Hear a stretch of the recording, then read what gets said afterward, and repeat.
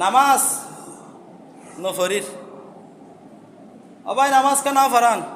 হাম করতে গেলেন নামাজ কা না ফরান ফোয়াই ফাসরাব করে দিয়ে দেন কি করে দিয়ে দেয় ফুয়া ফেসরাব করে দিয়ে দে ইয়া